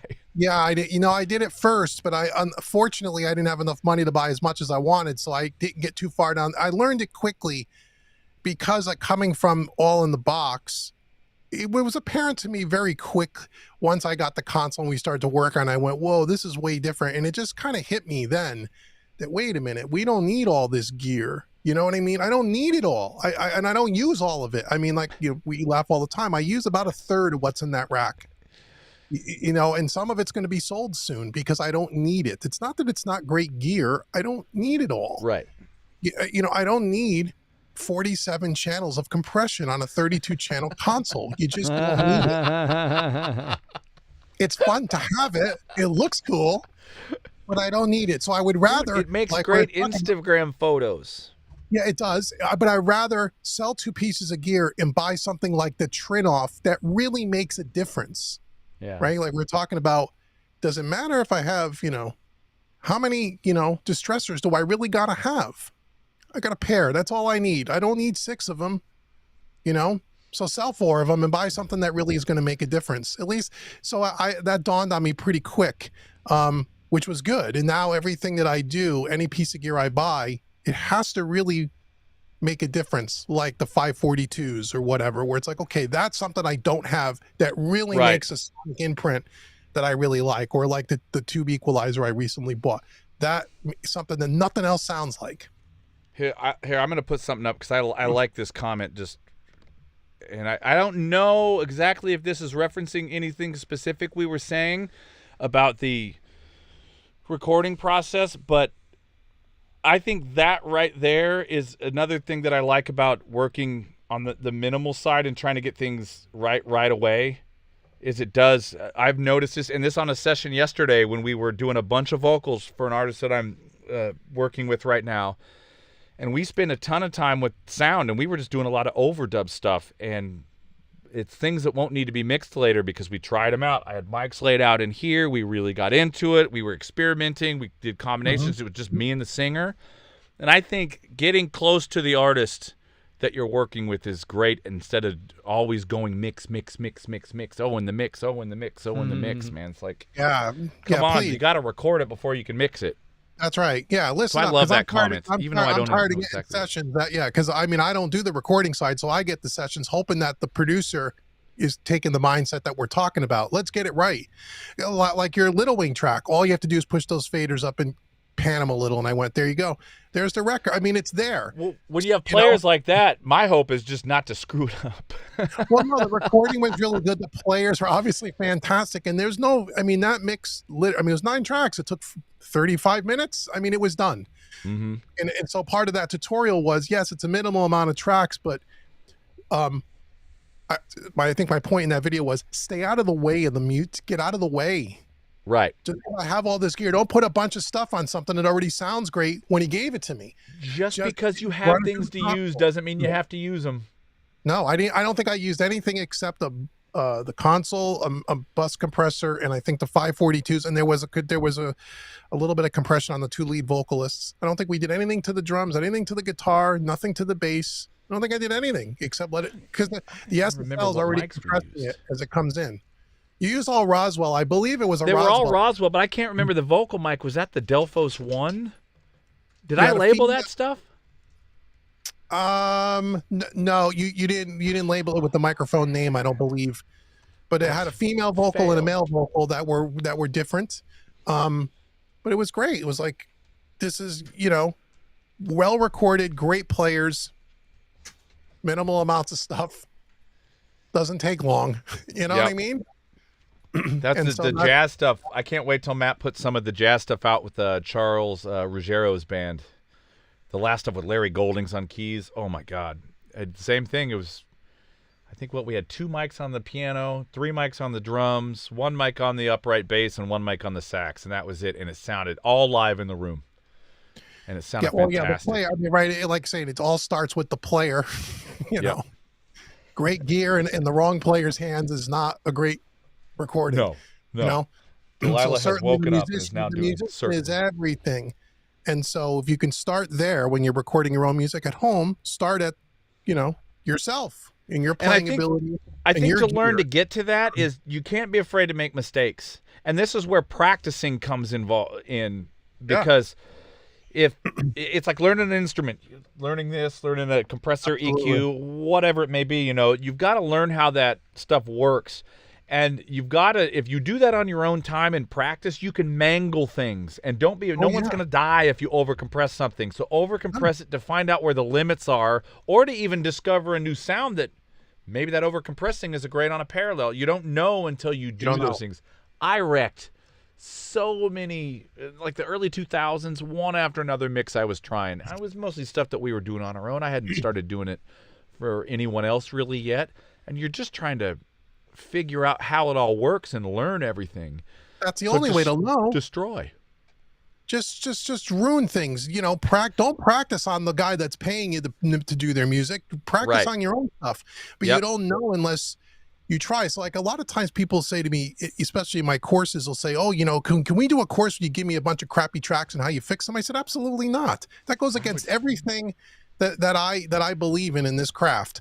To teach you how to fix a crappy mix or a crappy recording, there is no such thing. There are little tricks that we could do to fix little minor things, but I can't take something that wasn't recorded well, that's not well written and not played by good world-class players and make it sound like it belongs on the radio. It doesn't work that way. So no, I'm not going to do a tutorial on how to fix crappy tracks. I don't work with artists crappy tracks. I just refuse to do it. Same thing. I mean, I've even refunded deposits once I've gotten tracks sent to me going, I can't Yeah. I That's can't why make don't- this I sound the won't- way you think it's supposed to sound given on what you gave me. And I'm not going to put my name on that. No, step one in any relationship I have with anybody is we don't talk money, we don't talk anything. I'm like to inquire, Dave, about having you mix one of my songs. What are the first steps? Send me an MP3. Throw up your faders in your DAW. Don't put any plugins on it. Don't worry about how it sounds. Just send it to me. That 30% of the time we don't even get past that. That's where we say, sorry, I can't work for what you just said. So I'm listening for playing, I'm listening for the song, I'm listening for the arrangement, the recording, can I really make this thing sound what they're expecting it to sound like? If the answer to that question is no, then I just politely decline. I don't, that's not to offend anyone. It's just the way it is. I'm not going to get involved with something that I know that's not going to sound. You just can't. It'll be bad for everybody in the end if you do, because everybody will be unhappy. Yeah. So we have to have those bases covered before we even talk about a deposit. If I've taken somebody's deposit, it's because I know we're working with good stuff or good enough stuff. This was before I started hearing stuff first, back when I'd get the deposit. Oh, send me something to hear, all that. And I'm like, wait, I can't do this. No. Now I do it. And it was actually after a conversation with you that I started flipping some of that stuff that was nice. But so far, I have never had anyone get mad at me if I've turned something down. And I'm usually pretty honest with why, because I want to try to help. Yeah. And they don't have to agree with anything I say, which is totally fine. But so far, most of the time when I've done it, I've gotten thank yous. And even a couple times, even if they didn't come back and mix, have me mix it or whatever, I'd get a message going, you know what, that actually helped us. We went back and we re-recorded things and it came out so much better because of, you being honest with us. Yeah. And so that's there's usually something to that too. Yeah. It's usually, I'll do it as well. I mean, I'm not trying to hurt anybody's feelings because it is your art. And so that's, I'm just trying, I'm trying to help you. I'm not going to take your money if I don't think I can do the job. And I can only do, because a lot of people, and you get this too, I'm sure, I could just run it through your, look at all that stuff. It's going to sound great. It is going to sound great if it's great already. Right. I'm going to take something that sounds really good and I'm going to make it sound world class. I can't take something that doesn't sound good and make it sound world class. Can't do it.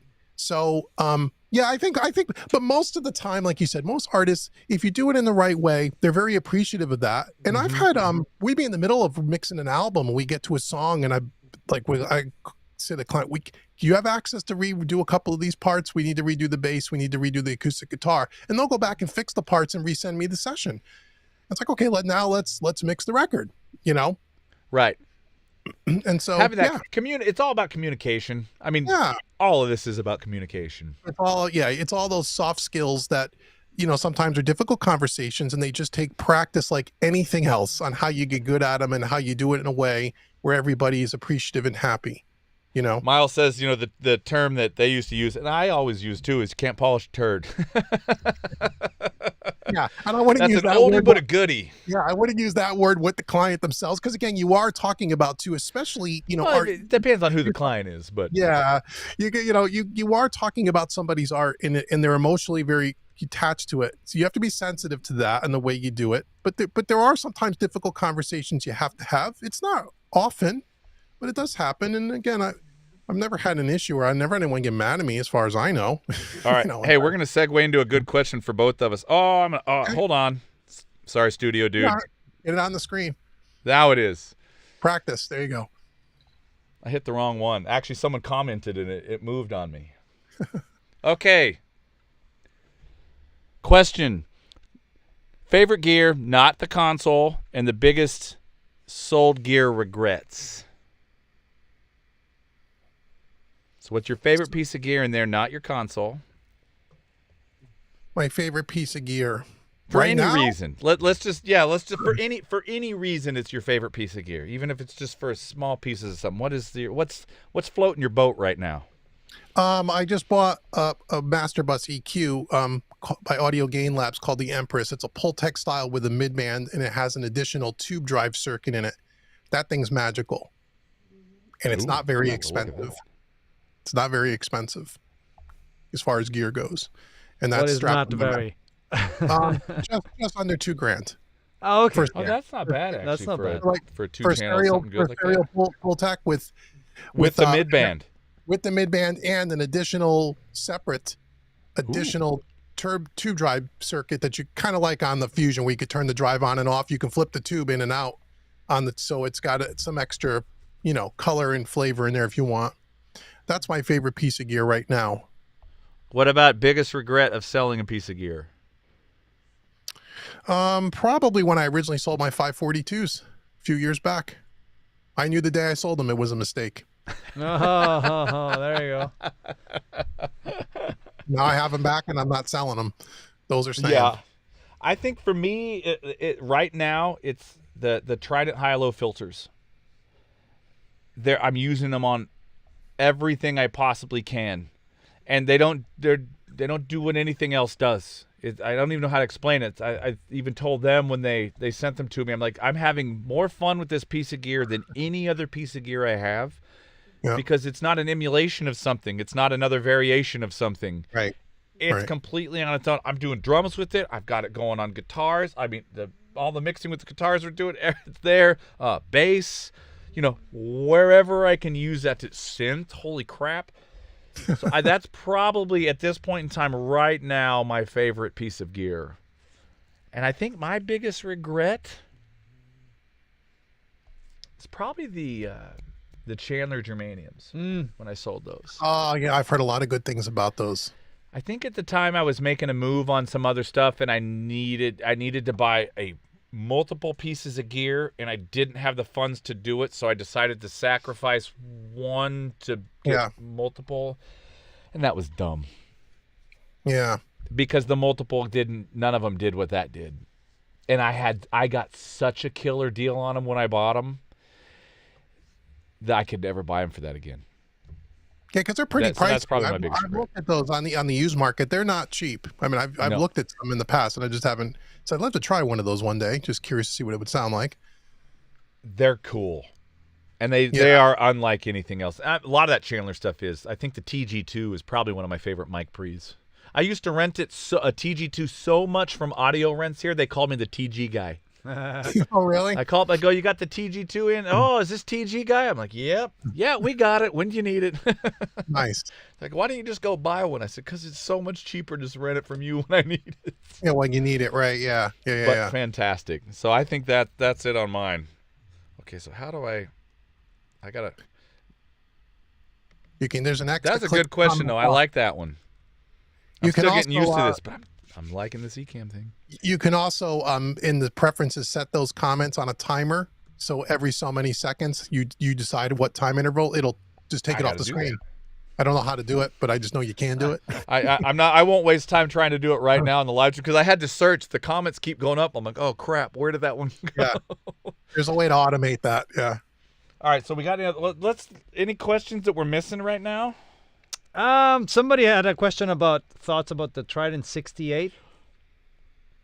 Okay, then I see that Miles talking about the SRV 330. I've been looking at that actually. So okay, where was the question about the 68? What was the question? Well, thoughts on Trident 68. Well, the 68 is a pretty cool, actually, little board. The front end mic pre is the same thing I have in here. So that part of it is identical to what I have. It's a great sounding pre. The EQ is a little different. It is based on the ADB, but it is a little bit different, but it sounds good. You have a little bit less functionality with the auxes and everything, but if you're looking to get a console, something that you could have in a killer price point, to get either use as a summing mixer, to do some tracking, to have really usable EQ, and have a really nice mic pre on your front end, I highly recommend that board. And it's a small footprint too. It's not, if you don't have a big room with enough to fit, larger console. I mean, the Trident, my 32 isn't necessary. I would call this a medium format board, and I think your SSL is just a little bit wider than this. So it's not the old days where it went from wall to wall to get 24 channels. It's not an aircraft carrier, that's for sure. But if you're in a smaller space, the Trident 68 will fit right in, and it will sound great. Is that? How much is that Trident 68? You're gonna make me look it up. Less than 20 grand.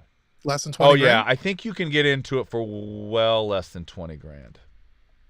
Oh. I just moved something. I can look it up. Okay, you look it up, and I'm gonna fix my mistake I just made because right now I got Ernesto kind of behind Dave. Hold on. I see what I did. Yep. Okay, the world is right again. There you go. You got it now. It's because of the screen sharing right now. I have it in scaling mode. So if I want to see a different part of the screen so I can actually see what's going on, I have to move the cursor and then it goes there. But if I have my cursor set to be, or my trackpad is also my button. I keep okay. hitting the wrong thing. So this is user error. Yeah, so they say about 15K for 16 channels. And then 17 for 24. And then Alex says the 68 costs less than the divorce that it comes with it. Well, there you go. Does that 16 mic pre's, or is that just one mic pre? It's got 16 ins? Yes. Wow. Yep. It's That is pretty 16 good. ins. It's the EQ on every channel. I want to say it's the full 8 buses.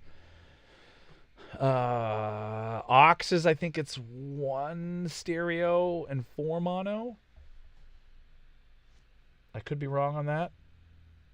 Yeah, I just saw that. I'm gonna get to that thing. I was trying to remember what was on the 68. It has a little less in the master section. I don't think it has the monitor section doesn't have the tilt EQ on it.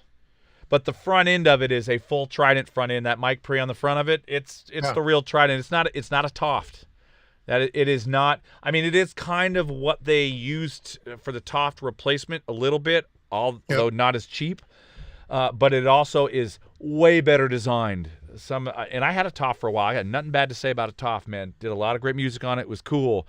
It is a very different thing when you step into what they have branded even as the 68 Trident, as far as how it's wired, how clean the board is, the headroom, the mic pre on the front end of it. So, and it's all D-sub. I personally, I'm not a huge D-sub fan. When I had this board upgraded last year, Justin asked me if I wanted to go D-sub. I was like, no. Just stick with my old. I like the other connections. One, I already had a lot of them. Two, it's just, I don't know. Well, that's the big thing. It's probably a dumb thing, but it's me. No, if you already have all the cables, that's the smartest thing to do. Don't change the connection type. Yeah. Which is one reason I'm leaning at the Motus when we actually do the upgrade, because I won't have to. I can almost just unplug, put in, plug in for the most part, But yeah. So Miles, I want to talk about that. You guys see, this is one thing, I'm working on a Discord channel for all of this too, because I know a lot of people are not on Facebook, and I'm not on it that much actually anymore either. So I'm working on Discord so we can actually all talk to each other beyond this in a much better way. But Miles, are you in LA? Because I would actually love to check that out. I can't see the comments. I got to do scaling again. Hopefully I don't touch something. He says, I'll be in LA in the next couple of months to get an amp fixed, and I can bring it to you. Let me know. We'll hang and we'll check some gear out.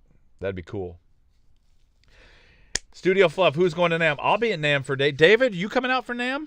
No, out in LA? No, not this year. I'm going to go to probably AES in October, because that's more near in my neck of the woods. Plus, AES is actually a bit more fun. The AES they do at NAMM is not so much. But I think NAMM's going to be really light this year because it's in April. But I'll be there. I know a few other people will, but there's a lot of companies not going. So I know they're trying to get it moved back to January. So I think the plan for them is next year to be back in January again. So we'll see what happens. But well, Sonar Recording Studio says my API has TRS, XLR, and D-sub. Holy macaroni! Nice. The headache I'm already getting from wiring that is bad. I need some Advil. Yeah. Oh my Lord. Wow. Talk about connection flexibility, man. Yeah, Amazing. that's great. Marco, so you want a series of recording with really crappy hardware. Back in the full-on drums days, we did one where we had a Behringer board, we had some API gear, and then something else. And that was actually an interesting video to make. So what about, maybe not go crappy, what if it was just inexpensive? Because there's some inexpensive gear that I am quite a fan of. Yeah, there's a difference between, there's affordable gear is if you have the right pieces, or could be really great. Yeah. Really great. Depends on what you're buying. Yeah, exactly. And then some of it is, then some of it's the opposites. The quality of the gear, the better are usually, a little bit higher ticket items. Yeah, I think that's, that's a good point. I'm a fan of a lot of the Golden Age stuff, and that is really inexpensive, and it sounds great to me, and it gives me a sound I want, because all this stuff to me is just paintbrushes. I had someone giving me a little bit of flack on not giving me flack. They just pointed out, the R8 is a prosumer model, and I'm like, who really cares? Yeah. But Yes, is it technically that they sell that way? Yeah, but it's just a paintbrush. If a $200 compressor, I have a 3630 down here that I bought for $40 that I use. Right. It's not. No one would call that a great compressor, but you know what? Sometimes it does exactly what I want. Just a paintbrush. Yeah, so it if you know where to depends on use them and how to use them, they can be cool. But I think a little bit to your point is the one thing that I expect out of gear that I spend more for is not only for it to sound good, but it to be built in a way that will last well beyond my lifetime. Yeah, so I got a quality piece of gear. That is true, and a lot of times that is the case. Like, like those DBX 168 compressors, I love those things for $250 on eBay. Those are great compressors. Those are inexpensive, sound really great. The build quality is pretty good. But when you spend, $2,000, $3,000 on a piece of gear, if it's done right, it's built, like you said, like you could throw it out of a window and it's going to survive. And you can, like that Empress EQ I have, it's all military grade switches. Everything is stepped. You could be as aggressive with that stuff. You're not breaking that piece of gear, Exactly. And also, I think the quality control side of things with some of the, early on with some of the Golden Age stuff, there were some quality control issues. I had tons of them with what warm stuff we had here. I only have one piece of that left now that's been modded by Revive. But I think that's where with some of the inexpensive stuff you run into because of the way it's being made. There's just inevitably the possibility of quality control issues. You may have to send a piece or two back here and there. And if I'm going to buy a Neve piece of gear, whether AMS or Rupert or a Trident, I don't expect to have to send that back ever. I kind of expect that. I get that. That sucker's going to work, Right. Yeah, quality control. Yeah, some of the more mass-produced stuff, the more affordable stuff that might be made in different parts of the world, that you could have some QC issues along the way. Doesn't mean the gear's not good. It just means that, again, it all depends on the piece. Like I said, you buy a piece of Neve gear or API gear, you're not buying, there is no cheap stuff, crap stuff. There is none. There's no such thing in their product lines. It's all high quality, great sounding, going to last you a lifetime. They've stood the test of time pieces of equipment, but you're paying for that, Right. So it depends. I know other people that use that Golden Project stuff and love that stuff. I've never tried one, but I've never heard anyone say that they didn't like it. Somebody called me Charlie Grohl. Yeah. I'm going to take that as a ridiculous compliment, and a good ridiculous. And I have a quick antidote, if I may, about that. About 5 years ago, I was in Atlantic City helping a good friend of mine, Ivan Kane, reopen his 40 Deuce Club in one of the casinos that had shut down and was reopening. And myself, Kevin Chown, who did the shows with him here in L.A., we flew out, my buddy Dave Lopez. So the three of us got on a plane and spent 3 weeks out in Atlantic City helping put this club back together to reopen when this casino was bought and was reopening, right? And I got off the plane in Philly, and I had all these people staring at me, and it was weird. I'm like, my zipper, I got no problems here. I look, I don't get it. And a guy came up to me, and he's like, oh, my God, could I get your autograph? I'm like, why? I mean, you think I'm somebody. They thought I was Dave Grohl. That's awesome. And my hair was down and a little, what little beard I can do here, and I'm thinking, okay, it's not, okay, long hair, beard, but we don't look alike in my opinion. So we're about 2 weeks into putting this club together and we're ready for opening night. And I'm taking a walk before the first night of the show because even though we're not the performers this time around, we were helping all the rest. I was just walking out in the casino just going, okay, I hope we got everything for the first night. And I walk over to get coffee at a Starbucks there. And as I'm walking up, there's like one guy and about 5 women and one lady that was older. And all these women are like talking. I'm walking up and they're still doing this. I'm like, what? Have I offended? What's going on? And the lady who was older than me anyway comes over and she goes, they think you're somebody famous. I'm like, oh, really? Who is that? that drummer from the Foo Fighters. That's the second time on this trip I've got this. I said, ladies, I am really sorry to disappoint you. Yeah. I am absolutely not that cool. Yeah, that's awesome. I've never had that problem ever happen to me once ever. At least that's an awesome story. Oh man, for a second I felt kind of good, and then I realized, oh no, I'm not that cool. That's funny. Okay, I saw a question about the 68 Marcos. I think something that I just want to answer real quick. I think he was asking, we talk about 68, 78, and he wanted to know 78 to 88 and why I went with the 88. Well, first off, I've been really lucky with this board. I got to do the beta testing. So and up until the end of the bus section, this is still the prototype. You know, we took all the guts out, dropped it in a 32 frame, and added the other channels. So the inside of this board is, not like what you buy now. Well, they fixed a lot of that stuff. But so this is the prototype. But I went with the Trident because, one, I had the Toft in already, so there was a relationship there. But I did a lot of recording on Tridents, over at Sound Image, spent a lot of time there. And I always loved how they sound. So when they called me and asked me if I was interested in doing that, I was like, you don't need to ask.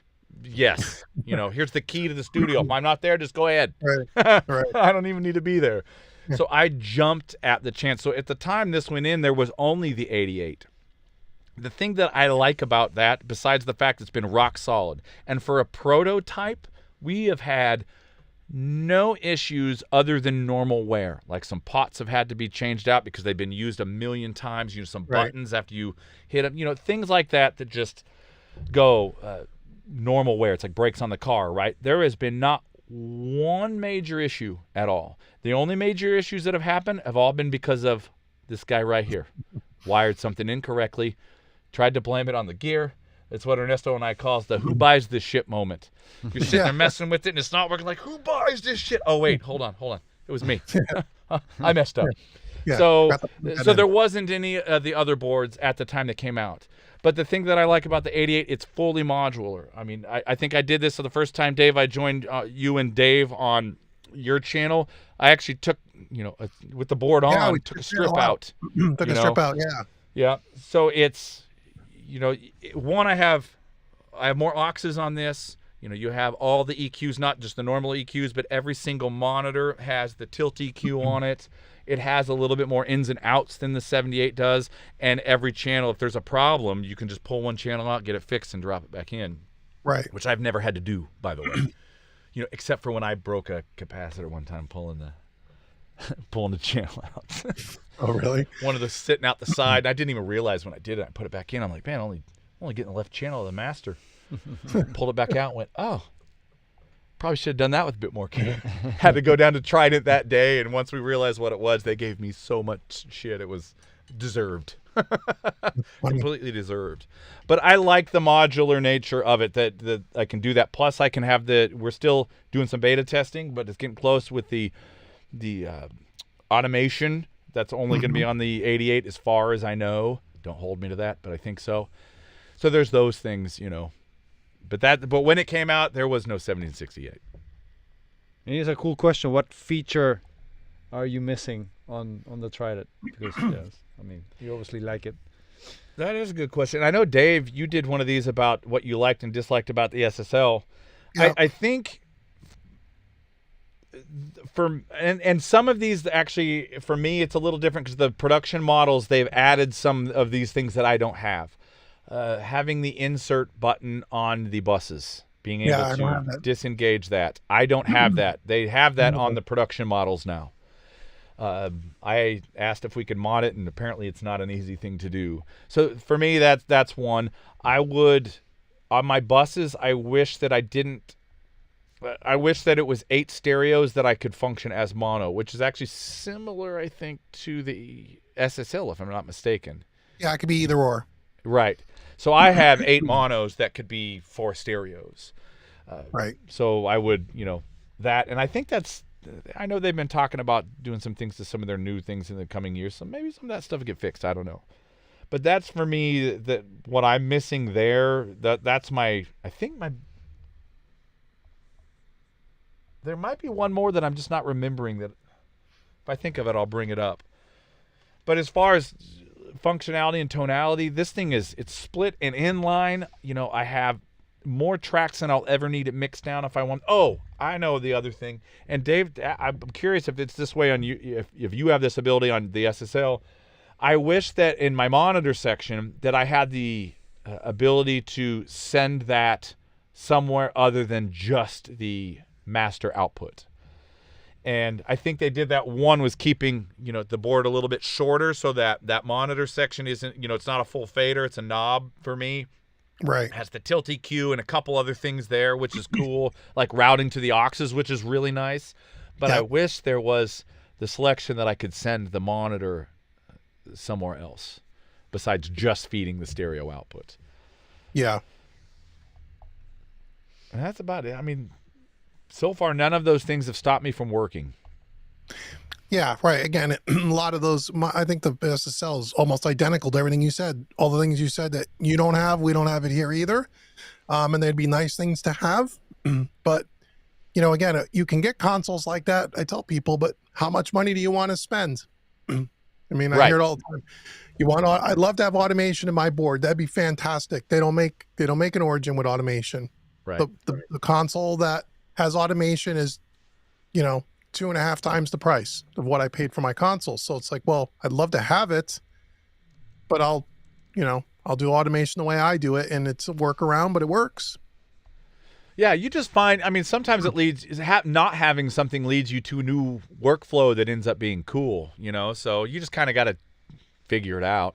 Yeah, and I know once the automation, I don't think it's going, on the Trident, I don't think it's going to be something that is going to be ridiculously expensive. It's obviously not going to be, you know, $500 to put it on there, but I think it's going to be something that is going to be quite affordable, especially if you're already spending, you know, $60,000 on a console. Yeah, you know, which will be kind of cool. If it's a $20,000 option, you go, okay, that's that. You know, I would. Yeah, you're getting close to half the price of the board at that point. Right. I would. Yeah, I would have spent if they don't have one. It's not like the Origin. It wasn't an option. It wasn't like, well, you can get automation for $20,000 more. It wasn't. It's not an option. If it would have been, I probably still would have did it, because again, the next step up in the SSL line is the AWS, and you go from 50,000 to 110,000. Yeah, that's a big number. Now that has automation in it, which is awesome. But if I would have went from 50,000 to 75,000 to get automation, I would have spent 75 to get Flying Faders automation. They just didn't have it. Right. So, which is okay. You know, again, like you said, it's just work. It's just, you know. I don't know how much room you have in there, but you might check out the, oh crap, what's the name? Fader. I have an email with it somewhere that it's only fader automation, but it's a company that makes basically a rack unit that you can hook things up in banks of 8 and install it into, for the most part, any console, as long as there's room for the PCB to fit under, and all you're doing is taking your fader out and replacing the fader.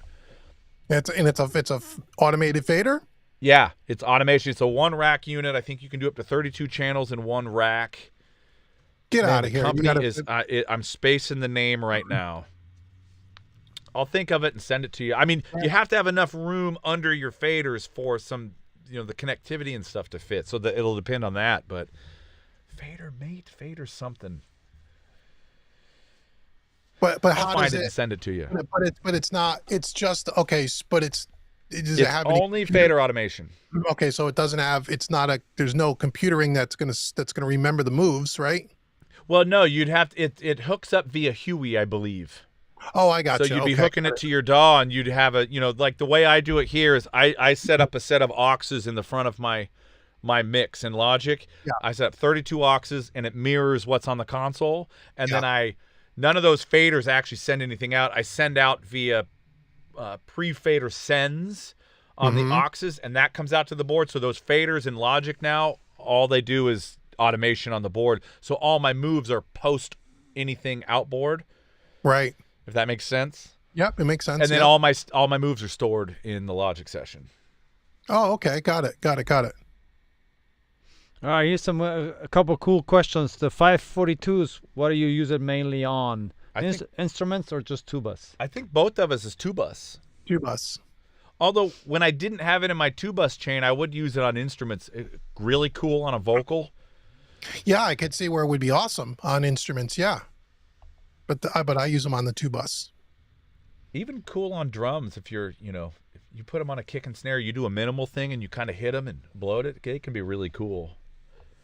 But for me, it's hardwired. You can't see it; it's just off camera, but it is hardwired in my mix bus setup. Regal Beagle in the house. Rock on. What are the questions? Are we missing something? What's the electric bill like to run on those consoles? Not bad. I mean, I don't know on yours, but I know these newer consoles it's nothing like having an old, Neve or SSL. There is no machine room. I have one. You can't see it. It's up over here behind me. I have a small rack in the back that has some Furmans and my power supply for the console, which is 1 2-space rack. There's fans in the back of it that I have never heard, and they run Justin tells me they run all the time. Yeah. I've never heard them, so I actually can't verify that. I have never heard them once, and I shut off every day. Yeah, I do as well, and it's it takes about as much energy as a desktop computer. That's what they told me, and it's true. And I power it down every day. Mine are all internal power supplies to the board. They're not even an external power rack. And doesn't take a lot of energy at all, really. That's the one advantage. That was the very first thing I asked about when I started shopping for a console. Do I need a machine room and racks? And you don't need any of that stuff. You don't need special air conditioning in the machine room. You don't need any of that with a modern console. That's the beauty of them. I just saw Mike said Fadermate. Yeah, so I think that is the company. Dave, take a look at them. Fadermate. Okay, thank you. Yeah, it'd be interesting to check those things out. Studio Fluss asking, do you set it and forget it, the master bus chain, or do you still? I got to use this fancy thing now. Yeah. Or do you still fix and tricks it on every mix? For me, I have some settings that are my starting point almost every mix, which I think is what is up right now. I'm almost always on. I start with the 15 IPS setting, and my blend of saturation is at 50%, but my saturation is only like at 10 o'clock. And I don't start with any Silk on ever, and I flip that on later in. My C1 never changes ever, and I can push into, because I don't use the insert on my master channel. I use that fader as a throw into the mix bus. I can push in more or pull back that way. So I never change the C1 ever. And the ultraviolet has a setting on the bottom at 50 hertz and I think some 20K on the top that's always on to start with. As I get through a mix, I will start going through the Silk, and I will play with, do I like how the Silk brings out, my upper mids and my upper over the SSL? Do I like them both? And then as I get towards the end of the mix, almost every time I'll do a sweep with the high mid band on the ultraviolet between maybe 3K and 6K. Really wide band, only one dot. There's no numbers, so I go by dots. One dot, never more than a dot there. And I just kind of sweep through there with my eyes closed to see what happens. And sometimes I'm like, I turn it back off and go, no, I like where everything sounds. Occasionally I've left that on because it brought something forward and I dug it. Very rare that I'll use the low mid band. Usually that's to fix something, but I don't use it that often. So C1 is set it and forget it. Rupert Neve, the 542 has a starting point, and then I do a little on and off with the Silk. And usually I only start about 25%, but sometimes, what's it going to do? Let's turn it all the way up. Yeah. Most of the time it goes back down. So that's how I do it. So it's a little bit of both set it and forget it, as well as checking out things. What about you, Dave?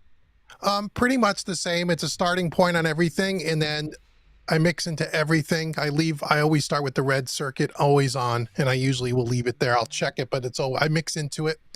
And then there may be some, I just know where the sweet spot is on all that master bus gear. So I just making sure I'm hitting the sweet spot, and then occasionally I may have to go up or down a little bit, but I don't change it very much. And the master bus EQ is usually 20K, 2 dB, 30 Hertz, 2 dB, 2 dB. And then I turn on the tube drive circuit and I mix into it. And then sometimes there may be more shaping at the ends, but not a lot usually. It's just a fine tuning thing. I try to mix into all of that as I go. So it's not completely set it and forget it, but it's not a whole bunch of tweaking. So much. it sounds like we're kind of similar. I gotta Kaiser Soze, man. Come on, you're killing me here. This is awesome. This has got to go up.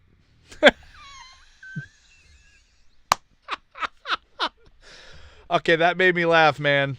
I'm glad you're on the broadcast today. It says his SSL6 gets hot and never had an issue with the electric bill.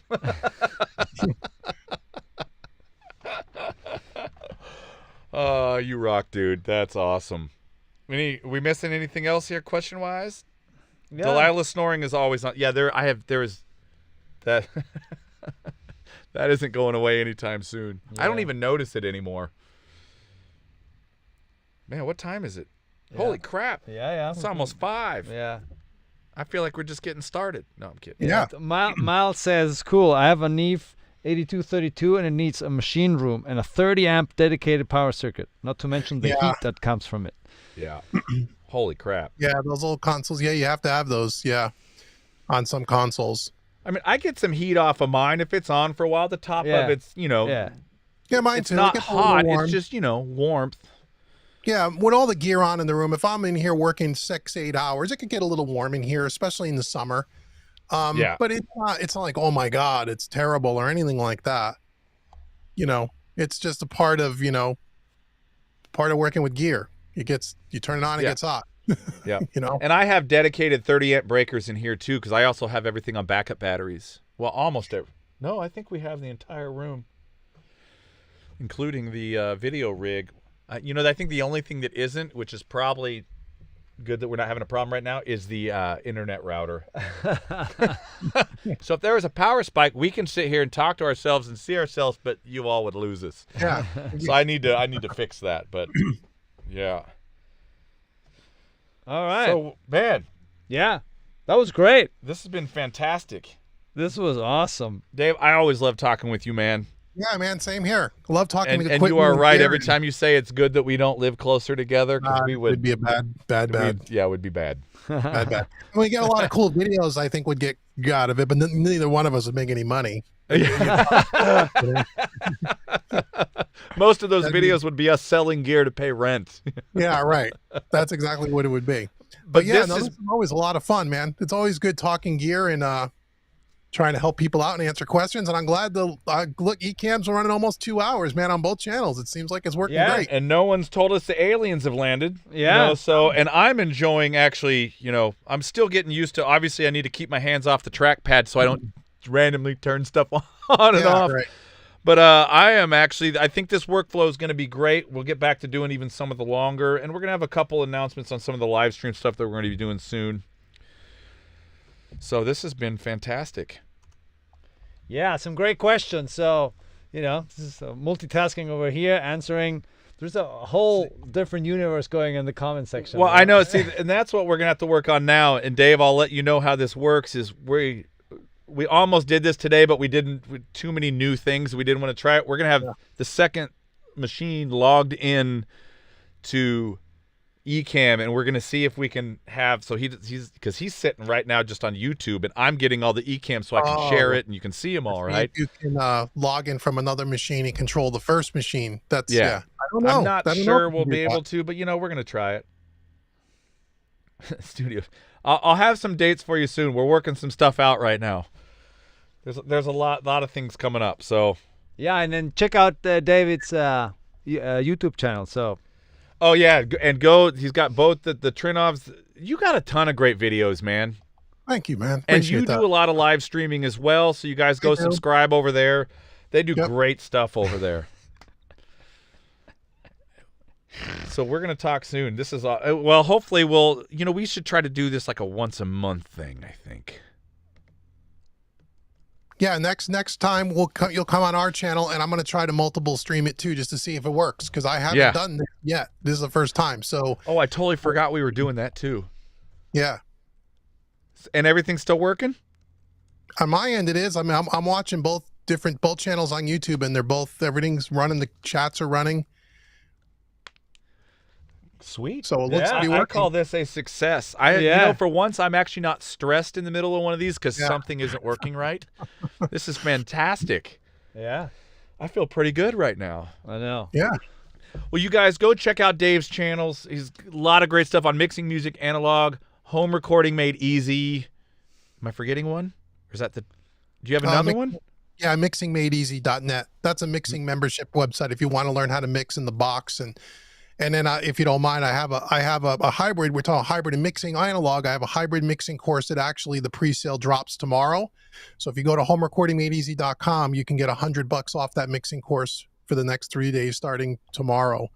And that's 7-8 hours, 5 camera angles. We mix a whole song. You get all the multi-track files, blah blah blah.